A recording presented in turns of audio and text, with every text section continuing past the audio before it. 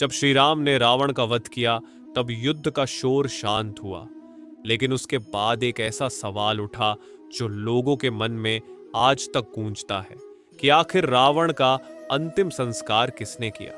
रावण कोई साधारण व्यक्ति नहीं था, वो लंका का राजा था, दशानन था, शिव का भक्त था, बहुत बड़ा तपस्वी था और एक ज्ञानी पंडित भी था। उसके जैसे व्यक्ति का अंत होने के बाद उसे अग्नि देने का अधिकार कौन रखता था, ये सवाल बहुत बड़ा था। राम ने जब रावण पर ब्रह्मास्त्र चलाया तो वो युद्ध भूमि में धरती पर गिर पड़ा।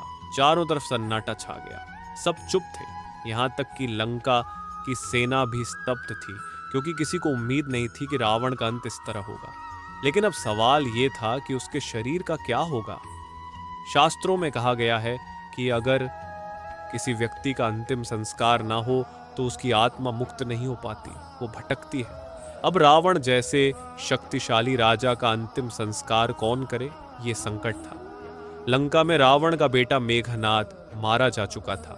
उसका भाई कुंभकर्ण पहले ही युद्ध में मारा गया था। बचे थे बस लंका के कुछ दरबारी और एक उसका छोटा भाई विभीषण। लेकिन विभीषण पहले ही रावण का विरोध करके श्री राम की शरण में आ चुका था। उसने धर्म का साथ दिया था और इसलिए राम ने उसे लंका का अगला राजा घोषित कर दिया था। पर विभीषण के मन में एक बड़ा द्वंद्व था। एक तरफ वो जानता था कि रावण अधर्मी हो चुका था, सीता का हरण करके उसने मर्यादा का उल्लंघन किया था और धरती पर पाप बढ़ाया था। दूसरी तरफ रावण उसका भाई था, उसका खून था जी, और उसके संस्कारों में लिखा था कि भाई चाहे जैसा भी हो उसका अंतिम संस्कार किया जाना चाहिए। विभीषण के मन में यह भी था कि रावण ने जो किया वो उसके लिए क्षमा योग्य नहीं है, और इसीलिए उसने राम से साफ कह दिया कि मैं उसका अंतिम संस्कार नहीं करूंगा। ये सुनकर सब चौंक गए। एक समय था जब रावण लंका का भगवान था, लोग उसे पूजते थे, लेकिन आज उसके मरने के बाद कोई उसके पास भी नहीं आना चाहता था। यही होती है घमंड की असली हार। श्री राम को यह सब देखकर दुख हुआ। उन्होंने सोचा कि एक योद्धा चाहे जितना भी गलत क्यों ना हो, लेकिन जब वो युद्ध भूमि में मारा जाए तो उसका सम्मान से अंतिम संस्कार होना चाहिए। ये धर्म है, और राम ने कभी धर्म से समझौता नहीं किया। राम ने लक्ष्मण को बुलाया और कहा कि जाओ विभीषण को समझाओ, लेकिन विभीषण फिर भी नहीं माना। तब श्री राम खुद उसके पास गए और कहा, भाई, अपने बड़े भाई का अंतिम संस्कार करो, ये धर्म है। अगर तुम नहीं करोगे तो मैं खुद करूंगा, क्योंकि मैं जानता हूं कि रावण केवल एक राक्षस नहीं था, वो एक विद्वान था, शिव भक्त था और एक महान योद्धा था। राम के इन शब्दों को सुनकर विभीषण की आंखों में आंसू आ गए। उसे समझ में आ गया कि राम केवल एक योद्धा नहीं बल्कि धर्म के रक्षक हैं। तब उसने रावण का अंतिम संस्कार करने की सहमति दी। रावण के अंतिम संस्कार की तैयारी शुरू हुई, लेकिन लंका का माहौल पूरी तरह बदल चुका था, क्योंकि जो राजा कल तक अपनी शक्ति पर घमंड करता था, आज उसके शरीर के पास कोई खड़ा भी नहीं होना चाहता था। श्री राम के लिए यह दृश्य पीड़ादायक था, क्योंकि उन्होंने रावण को केवल एक राक्षस के रूप में नहीं बल्कि एक महान ज्ञानी और योद्धा के रूप में भी देखा था। इसलिए उन्होंने विभीषण से कहा कि वो अपने भाई का अंतिम संस्कार करे।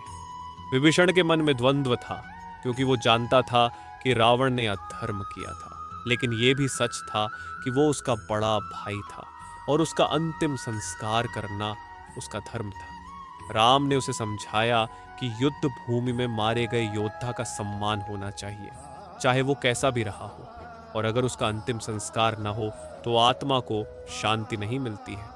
इन बातों को सुनकर विभीषण की आंखों में आंसू आ गए और उसने अपने हाथों से रावण के मृत शरीर को स्नान कराया, उसे चंदन और फूलों से सजाया और ब्राह्मणों की तरह विधिपूर्वक अंतिम संस्कार की तैयारी शुरू की। लंका की प्रजा जो कल तक रावण को देवता मानती थी, आज वो चुपचाप देख रही थी, क्योंकि अब सबको समझ आ चुका था कि रावण का अंत उसके अहंकार की वजह से हुआ था। रावण का शरीर सजाया गया, अग्निकुंड तैयार किया गया, और जब विभीषण ने कांपते हाथों से अग्नि दी तो उस वक्त वहां मौजूद हर व्यक्ति की आंखें नम थीं। श्री राम वहीं खड़े थे और उन्होंने सिर झुकाकर सम्मान प्रकट किया, क्योंकि उन्होंने रावण को कभी भी छोटा नहीं समझा, बल्कि उसे हमेशा एक विद्वान और शिवभक्त के रूप में देखा। रावण के अंतिम संस्कार के साथ ही लंका के इतिहास का एक युग समाप्त हो गया, क्योंकि अब वहां विभीषण को राजा घोषित कर दिया गया था और राम का कार्य पूरा हो चुका था। राम ने दिखा दिया कि धर्म केवल युद्ध जीतना नहीं होता, बल्कि शत्रु का भी सम्मान करना होता है, और यही मर्यादा पुरुषोत्तम की सबसे बड़ी पहचान है। रावण का वध तो श्री राम ने किया, लेकिन उसका अंतिम संस्कार उसके भाई विभीषण ने करके ये साबित कर दिया कि रिश्ते अगर धर्म से जुड़े हों तो अधर्म पर भी जीत हासिल की जा सकती है। यही कारण है कि रामायण आज भी केवल एक कथा नहीं, बल्कि जीवन का रास्ता दिखाने वाली सीख है, जिसमें हर किरदार अपने कर्म से इतिहास बनाता है। रावण का अंतिम संस्कार ना सिर्फ एक राक्षस के अंत की कहानी है, बल्कि ये उस समय का आईना है जब धर्म अधर्म से बड़ा हो जाता है और इंसानियत सबसे ऊंचा धर्म बन जाता है। लेकिन जब बात धर्म की सही समझ की आती है, तो एक सवाल हमेशा लोगों के मन में उठता है कि क्या हर भगवान की पूजा करना सही है या गलत? इसका जवाब हमने अपनी पिछली वीडियो में दिया है, जो आपको यहीं लेफ्ट साइड में दिख रहा होगा। उस पर क्लिक कीजिए, हमारी मुलाकात वहीं पर होगी।